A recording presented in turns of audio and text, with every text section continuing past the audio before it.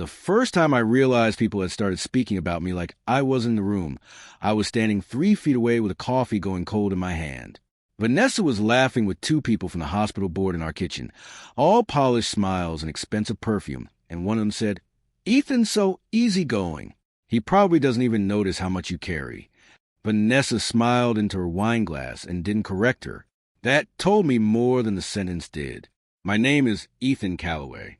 I'm 46, and for most of my life, I learned the value of being quiet before I learned the cost of it. I work as a sound engineer, mostly for streaming dramas, indie films, and the occasional documentary that wants more emotion in a scene than the actors manage to give it. I spend my days in a converted barn studio behind our house outside Asheville, shaping noise into something people feel, without noticing why. Wine through fake trees, footsteps in gravel, a breath before a lie. Small things, the kind most people miss. I noticed them. That was a mistake nearly everyone made about me. They thought silence meant absence. That because I didn't fill every room with my opinions, I wasn't collecting anything. Vanessa made that mistake too. Eventually, when we first married, she used to come out to the barn with a blanket around her shoulders and a mug of tea in both hands, asking me to play whatever I was mixing. Back then, she liked hearing unfinished things. She said she loved the way I listened, as if the world was constantly confessing itself to me. We were balanced in those years. She was sharp, social, bright in a way that pulled people toward her. I was steadier. I liked long hours, late coffee, old vinyl, and the hush that came after midnight when a track finally settled into place. Somehow, that balance turned into contrast. Vanessa rose fast. Corporate fundraising for a private hospital network suited her too well. Galas, donor dinners, silent auctions, flights to Atlanta, Charlotte, Charleston. Her dresses grew sharper. Her voice did too. Every year she looked more expensive and harder to reach. Meanwhile, I stayed where I'd always been happiest, in dim light with speakers humming low and a legal pad full of timing notes beside my hand. People decided what that meant. To them, Vanessa was carrying a marriage with a man too withdrawn to understand he was being left behind. At neighborhood dinners, I caught the sympathetic glances. At her events, if I attended at all, men shook my hand like I was a harmless side note to her real life. Women tilted their heads when they spoke to me, their tone warm in that careful way people use with someone they assume is already lost. I let them think it. It made the room honest. By the fall, before everything broke, our house had become a place where schedules lived better than people did. Vanessa came in late, heels in one hand, phone in the other. I worked later in the barn, not because I had to, but because silence had become easier to manage than conversation. Still, I watched. I listened. And once you work with sound long enough, you learn this faster than most. When something is dying, it changes tone before it disappears. If you had looked at us from the outside, you would have thought we were still intact. The house was clean. The cars were washed. Vanessa's dresses came back from the dry cleaner in clear plastic sleeves, lying along the closet like promises no one intended to keep. My studio schedule stayed full. Hers stayed fuller. We still hosted people twice a year, still sent cards at Christmas, still stood shoulder to shoulder in photos with the kind of practiced ease that makes strangers think they're seeing something solid. But a marriage does not die all at once. It hollows. At first, it was just the conversations. They got smaller, not louder, not cruel, smaller. Did you pay the electric? I'll be in Raleigh Thursday. There's soup in the fridge. The landscaper is coming Friday. We spoke like 2 people managing a property neither of us wanted to admit was falling apart. Sometimes 3 days passed without a real question, a week without laughter. Vanessa thrived in motion. She liked airport lounges, donor lists, press linens, candlelight on polished glasses. She belonged to the kind of rooms where everyone wore a name tag and pretended generosity had nothing to do with status. I stayed in the barn most evenings, trimming dialogue, layering room tone, cleaning the ugliness out of imperfect recordings. By the time I came back to the house, the kitchen would smell faintly of lemon cleaner or takeout. Neither of us had eaten together. The first warning signs were quiet enough to excuse. She began taking her phone everywhere, not just carrying it, guarding it. Screen down on the table. Into the bathroom. Into the laundry room. Out to the back porch when she used to leave it charging by the stove. Once, while we were eating, it lit up beside her plate, and she turned it over so fast the fork in her other hand clicked against the china. I said nothing. Then came the trips that didn't line up cleanly. A donor dinner that somehow required an extra night. A breakfast strategy meeting in Charlotte after an event that had supposedly ended by 8. Dry cleaning receipts from cities she hadn't mentioned. Hotel loyalty points posted to a card she told me she barely used. Still, none of that was the part that stayed with me most. It was the mirror. Vanessa had always taken care with her appearance, but this was different. New skin treatments, more careful makeup, even for routine office days, dresses bought for working lunches, a shade of lipstick she wore only when she wanted to be remembered. One Tuesday morning, I watched her stand in the foyer adjusting an earring, studying her reflection with the concentration of someone preparing to be looked at very closely. Not by me. That was when the shape of it started forming in my mind. Not proof. Not yet. Just pattern. And patterns, once they emerge, are very hard to unhear. Vanessa never asked me to attend her events. That was one of the unspoken agreements that had settled between us over the years. She moved easily through rooms filled with donors, executives, and people who measured worth in quiet transactions. I didn't. I showed up when it mattered, once or twice a year, enough to be seen, to confirm I existed, to play the role expected of me. After that, she stopped asking. I stopped offering. So when she stood in the doorway of the barn one Thursday evening, heels still on, coat draped over her arm, and said, "I need you to come to Charleston with me next weekend," I didn't answer right away.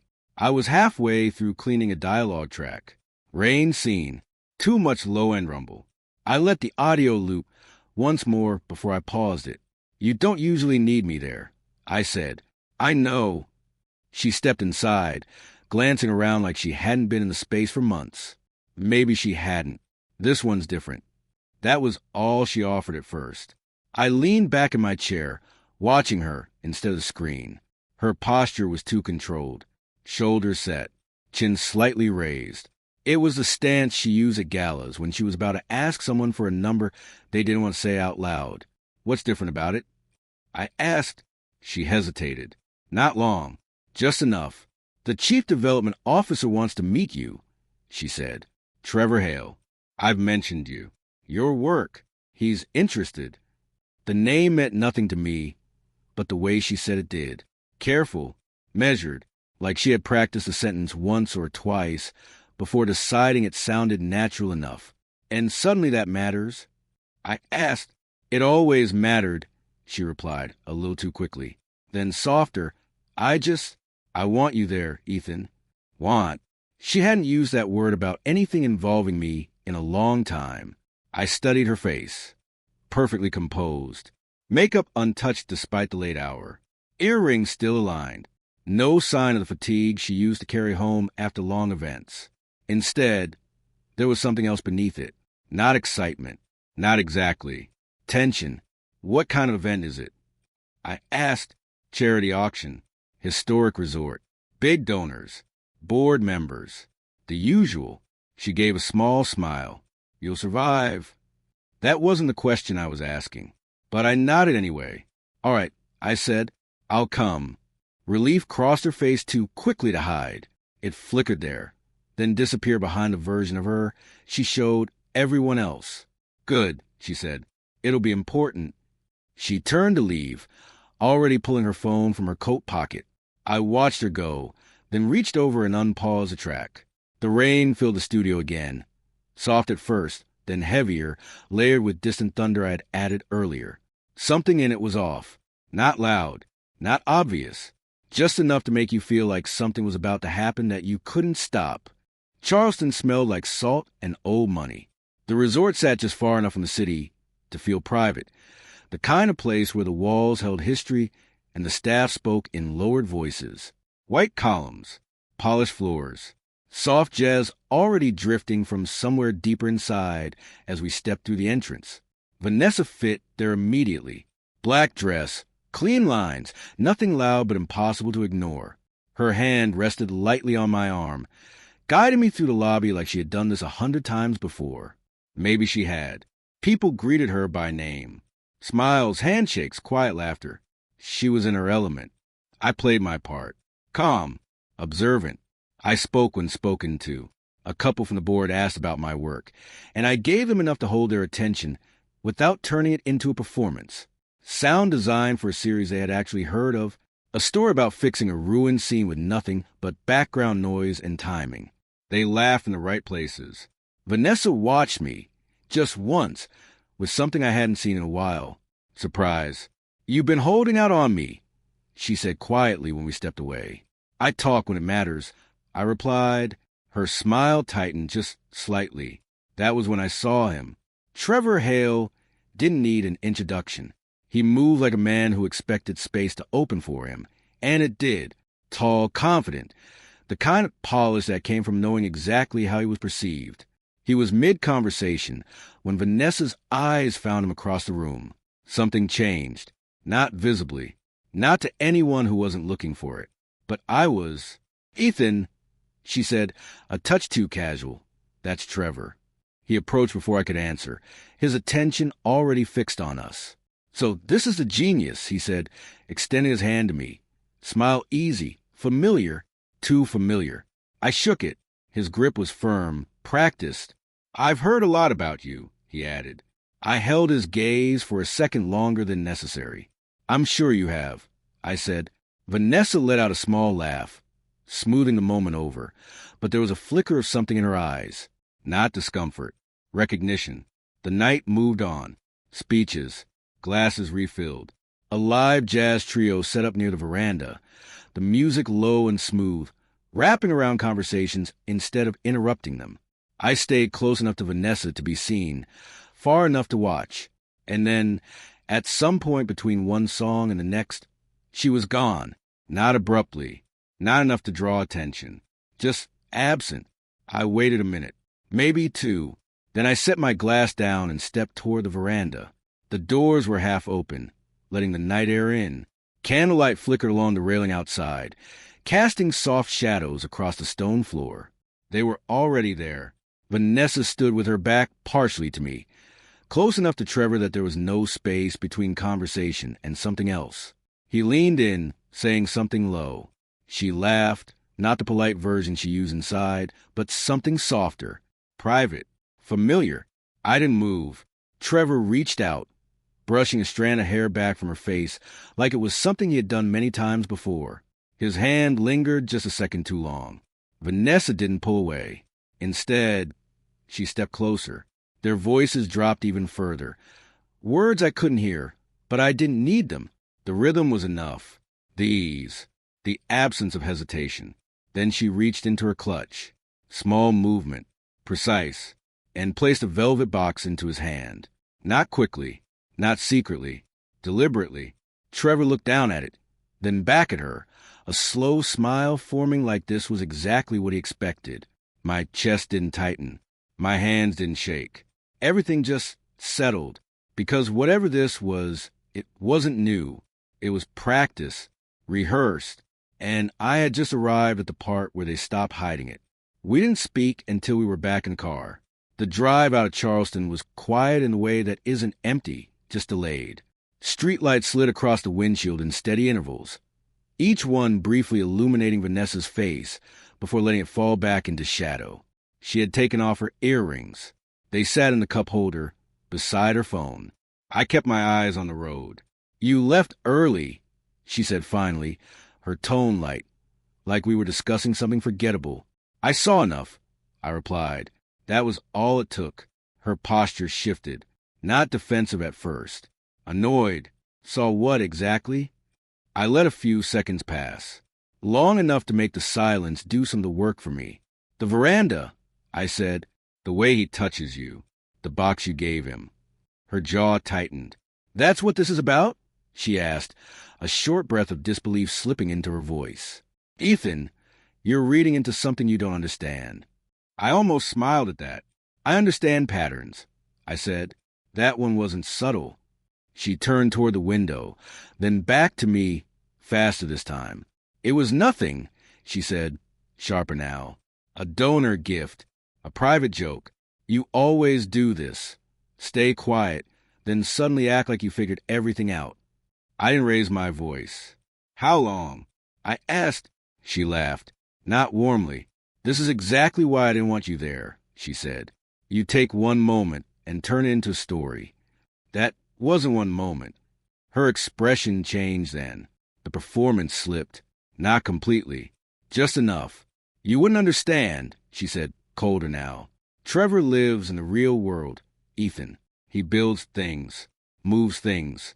He knows what ambition actually looks like. I nodded once. And I don't. You hide, she said, in that studio, in your silence, in your whatever this is.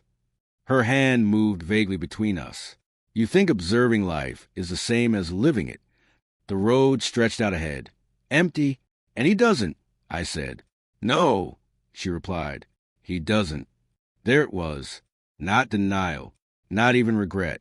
Alignment. We drove the next few miles without speaking. Then, just before the highway split, I said it. If you walk out tonight, I said, steady, the marriage is finished. No anger, no threat, just fact. Vanessa didn't answer right away. She stared forward, fingers resting lightly against her lips like she was thinking through something she had already decided. When we pulled into the driveway, she unbuckled her seatbelt before the engine stopped. I can't keep doing this, she said quietly. This? I asked. She opened the door. This version of my life.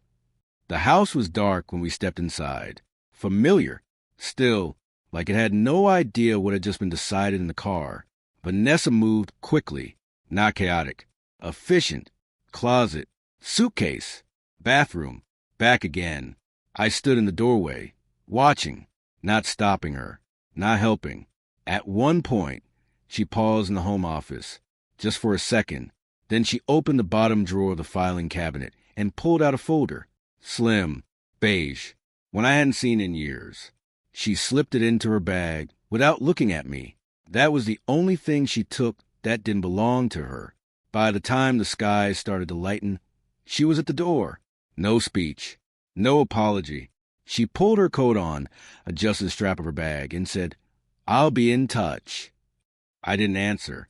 The door closed behind her with a soft, final sound. I stood there a moment longer, then turned toward the hallway. Most people think the worst part is the moment someone leaves. It isn't. It's the detail they don't realize you noticed before they did. I didn't call her. I didn't text. I didn't ask where she was, or who she was with, or when she planned to come back. That would have made this reactive, emotional, small. Instead, I made coffee. Same mug, same amount of sugar, same place at the kitchen table, where everything had started to feel hollow months ago. The house was quieter than usual, but not empty, just different, like a room after a sound has been cut out of it completely. At 8:12 a.m., I opened my laptop. By 8:47, I had a name, Rachel Sloan, former fraud investigator, private sector now, specialized in financial irregularities, corporate misuse, and, more relevant than anything else, patterns people thought were too small to matter. I sent a short email. No emotion, just facts. My wife left this morning. I have reason to believe there's an ongoing relationship involving a senior hospital executive. I need verification. Discretion matters. She replied 23 minutes later. Call me. By noon, we had a meeting scheduled. She didn't look like what most people expect when they hear investigator. No trench coat, no performance. Just a calm, focused presence in a notebook she barely wrote in. Start from the beginning, she said. So I did. The trips, the phone, the event, Trevor, the box, the folder she took. Rachel didn't interrupt, didn't react, just listened. When I finished, she asked one question. Do you want proof of the affair, she said, or do you want to understand the full scope of what's happening? There's a difference. Most people don't realize that until it's too late. I want everything, I said. She nodded once. Then we don't start with emotions, she replied. We start with structure. The first week was quiet. Too quiet for most people to tolerate. No dramatic updates. No sudden revelations. Just small confirmations. Travel logs that didn't match official schedules. Expense reports that felt stretched. Vendor names that repeated too often in places they shouldn't. By the second week, the patterns started to surface. Vanessa's trips weren't just overlapping with Trevor's. They were aligning. Same cities, same dates, same events that didn't exist in official records. That's not an affair pattern, Rachel said over the phone one evening. That's coordination. I leaned back in my chair, staring at the wall of the studio. Explain. They're not just meeting, she said. They're moving together. That was the first shift, because affairs are messy. This wasn't messy. It was organized. Then came the expenses. High-end hotels listed under vague, consulting descriptions. Vendor payments to companies that had no real presence beyond a registration address and a website that looked just convincing enough to pass a surface check. Rachel sent me a file late one night. 3 names circled in red. All connected to one person, she said. College friend of Trevor Hale. These vendors aren't providing services. They're receiving money. I didn't speak, because I already understood what that meant. This isn't just about your wife, Rachel continued. This is about misused funds, possibly donor money. I closed the file slowly. Vanessa hadn't just stepped out of the marriage. She had stepped into something else entirely. And suddenly, the folder she took from the house didn't feel like an afterthought. It felt like insurance. By the 3rd week, the affair stopped being the center of it. It was just the surface. Rachel stopped using words like maybe and possibly. Everything became cleaner, sharper, the kind of clarity that doesn't leave room for interpretation. We met in my studio that morning. I turned off everything. No background noise, no monitors, no hum, just silence. She placed a thin folder on the desk. You're not dealing with a single relationship, she said. I didn't reach for it yet. Then what am I dealing with? A pattern, she replied, and not just financial. I opened the folder. Photos first. Not Vanessa. Other women. Different settings. Different cities. Same man. Trevor. Hotel lobbies. Restaurants. One image outside what looked like an office building. Close enough proximity to mean something. Distant enough to be deniable if you didn't know what you were looking for. Employees. I asked. Some, Rachel said. Others adjacent to the organization. Assistants. Coordinators. People who wouldn't be in a position to push back. I flipped to the next page. Messages. Screenshots. Not explicit. They need to be. Promises. Future plans. Carefully worded lines about timing. About leaving things the right way. About not rushing what matters. I recognized the structure immediately. He wasn't improvising. He was repeating. Vanessa isn't the only one, I said. No, Rachel confirmed. She's just one of the current ones. I leaned back slightly, processing. And she thinks she's different. They all do. The room stayed quiet for a moment. Then I turned the page again. A name circled at the top. Another woman. Different city. Same timeline. Longer messages. More personal. Rachel tapped the page lightly. He bought a ring for her, she said. Something in my chest shifted. Not pain. Alignment. A ring. I repeated. Yes. Family piece. Vintage. Significant enough to matter. I thought about the veranda. The candlelight. The velvet box in his hand. He changed plans, I said. Rachel didn't answer. She didn't need to. I closed the folder halfway. Then opened it again. Does Vanessa know? I asked. No indication, Rachel said. From what I can see, she believes she's the one he's building something with. I nodded once. Of course she did. Because Trevor didn't create relationships. He created narratives. And there's something else, Rachel added. I looked up. She slid a second document across the desk. Financial records. Older. Familiar. Too familiar. My name was on one of the pages. I felt that before I understood it. This came from the folder she took, Rachel said. Or at least, it matches what would be in it. I scanned the document, then stopped. My father's name. Old contracts. Licensing agreements. Music catalog rights from decades ago. Assets I had inherited but rarely thought about because they were stable. Quiet. Managed. What is this doing here? I asked, my voice steady. Rachel's answer was immediate. Leverage. The words settled heavily. But clean. She didn't just leave, Rachel continued. She took something she thought she could use if things turned against her. Divorce. Assets. Control. I closed the folder completely this time. Vanessa wasn't just following Trevor. She was planning for herself. And for the first time since Charleston, I allowed one thought to fully form without interruption. She didn't just underestimate me. She built her exit on that assumption. I didn't rush. That was the part most people would get wrong. They think once you see everything clearly, you act immediately. Confront. Expose. Burn it down. That's emotion. This required timing. Rachel and I sat across from each other in the studio. The folder spread between us like pieces of something already decided. What's the objective? She asked. Not revenge. Not anger. Objective. I thought about that for a moment. Separation. I said. Clean. Final.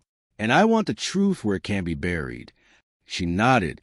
Then we don't send everything to one place, she replied. We divide pressure. That was the plan. 3 directions. 3 different impacts. No overlap until it was too late to contain. The first package was the simplest.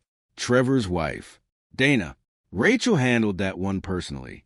No theatrics. No threats. Just documentation. Photos. Travel records. Messages. Enough to remove doubt completely. People like him rely on disbelief, Rachel said. Remove that, and everything shifts. The second package required more precision. The hospital board, compliance office, outside legal counsel. Everything tied to financial movement went there. Clean timelines, vendor connections, expense inconsistencies, names that would mean something to people trained to see risk. Anonymous, structured, impossible to ignore. They won't protect him if liability is involved, Rachel said. Institutions protect themselves first. The third package stayed with me. My attorney. I chose carefully. Not just experience, control. Someone who understood that silence, used correctly, is leverage. When I handed over the documents, he didn't react immediately. Just read, page by page. Then he looked up once. Has she contacted you? He asked. No. Good, he said. Let her think she still has options. That mattered, because Vanessa believed something very specific right now. That Trevor was stability. That whatever they were building would hold. That if anything shifted, he would handle it. She didn't understand the kind of man she had aligned herself with, but she would. Soon, the first response came faster than expected. Dana didn't hesitate. Within 48 hours, Rachel confirmed account activity tied to Trevor had been restricted. Legal representation engaged. Internal movement. She moved quickly, Rachel said, because she understood immediately. I replied. The second reaction took longer. 5 days. Then the hospital initiated a formal audit. Quiet at first. Internal. But structured in a way that meant it wouldn't stay contained. That was when Trevor made his first move. Not toward me. Toward survival. He's already shifting blame, Rachel told me over the phone. Positioning decisions. Distancing language. You can see it in the communications. Of course he was. Men like him don't fall with someone else. They step away. And that left Vanessa exactly where she didn't realize she was. Exposed. Still believing she was protected. Still thinking she had chosen the stronger position. I stood in the doorway of the house that evening, looking out at the empty driveway where her car used to be. Everything was already in motion. And the most important part? I hadn't said a word to her. Not once. The story didn't break all at once. It leaked. First, a quiet mention in a local business column. Nothing dramatic. Just a line about internal review inside the hospital network. The kind of sentence most people skim past without understanding what it actually means. But inside that world, it was enough. Rachel sent me the link early that morning. No commentary. She didn't need it. By noon, 2 more outlets had picked it up. By evening, it had a shape. Potential misuse of donor funds. That phrase spreads quickly. It attracts the right kind of attention, the kind institutions can't smooth over with a statement and a smile. Trevor was suspended the next day. Officially, it was pending investigation. Unofficially, it was containment. Vanessa lasted another 48 hours. Placed on leave. Internal questioning. Access restricted. I didn't hear it from her. I heard it from someone who assumed I already knew. That was the part that almost felt predictable. She had built her identity on proximity to power. And now that power was distancing itself from her as fast as possible. Rachel called me that night. "It's accelerating," she said. "Former staff are coming forward. Quietly for now, but that won't hold." "And Trevor?" I asked. "Protecting himself," she replied. "He's already started repositioning everything. The vendors, the trips, the decisions. It's all being framed as her operational responsibility." I leaned against the kitchen counter, the phone resting lightly against my ear. "Of course it is." "Vanessa didn't see it," Rachel added. "Or she didn't want to." "No, she didn't, because believing him was easier than understanding what he was." The next piece fell 2 days later. Dana filed, not quietly, financial freeze, legal pressure, public positioning. Trevor's name stopped appearing in internal communications entirely, erased. And then, finally, the detail that closed the loop. Rachel sent me a photo. The ring, vintage, gold, clean lines, old craftsmanship. I stared at it longer than I expected to. "That's the one," she said. "From the auction?" I nodded, even though she couldn't see it. "Who was it for?" I asked. There was a slight pause. "Not Vanessa," Rachel replied. "Of course it wasn't. It was originally purchased for the assistant," she continued. "Different city, different timeline. He changed direction." I closed my eyes briefly, just long enough to let that settle into place. Vanessa hadn't just been part of something dishonest. She had been interchangeable. The box on the veranda, the look she gave him, what she thought it meant. None of it had ever been real in the way she believed. And somewhere I knew the exact moment she understood that. Not when I saw them, not when she left, but now, when everything around her started collapsing, and the one person she thought would hold the structure together stepped back and let it fall on her instead. By the end of the week, it wasn't just a scandal. It was a narrative. And Vanessa wasn't at the center of it. She was just one more name inside it. A year later, I stopped checking the news. Not because it disappeared. Because it no longer mattered. Trevor's name still surfaced occasionally, but not in the rooms he once controlled. Legal proceedings stretched things out, but the outcome had already settled long before any final judgment. His career was gone. His reputation reduced to a cautionary line in conversations he would never be part of again. Dana had dismantled the rest with precision. Vanessa lasted longer in the headlines than he did. Not as a central figure. Not as someone powerful. As someone involved. That distinction mattered more than she ever understood. We finalized the divorce quietly. No spectacle. No drawn-out conflict. The document spoke clearly enough. The financial records. The investigation. The timing. My attorney handled it the same way I handled everything else. Controlled, direct, without unnecessary noise. Vanessa tried once. One message. Not emotional. Not apologetic. Strategic. She wanted to talk through things. Clarify positions. Revisit certain details. There was a tone in it I recognized immediately. Not regret. Adjustment. I didn't respond. Because by then, there was nothing left to discuss. The house sold 3 months later. I didn't keep it. Too many echoes. Not loud ones. Subtle ones. The kind that stay in walls and show up in quiet moments. I chose something else instead. Santa Fe. Different air. Different light. A place where silence feels intentional, not empty. I built a new studio there. Smaller. Cleaner. Designed exactly the way I wanted, without compromise. Word spread faster than I expected. Not because I chased it, because the work did. The project that came in 6 months after I moved became the one everything shifted on. Independent film. Minimal budget. No expectations, which meant no interference. I worked on it the way I always had. Patient, precise, listening for what wasn't obvious. It ended up being the most recognized work of my career. People started using words they had never used about me before. Brilliant, meticulous, essential. I didn't correct them. They were just late. Sometimes, when I finish a session late at night, I sit outside the studio and listen. Not at anything specific, just the space, wind, distance, the absence of interruption. That's where everything becomes clear. People thought I didn't notice, that I was too quiet, too removed, too absorbed in things that didn't matter. What they didn't understand is that silence isn't absence, it's control. I didn't raise my voice. I didn't chase. I didn't react. I listened. I understood. And when it mattered, I moved. And by the time anyone realized what was happening, there was nothing left for me to fight for, only something better to walk toward.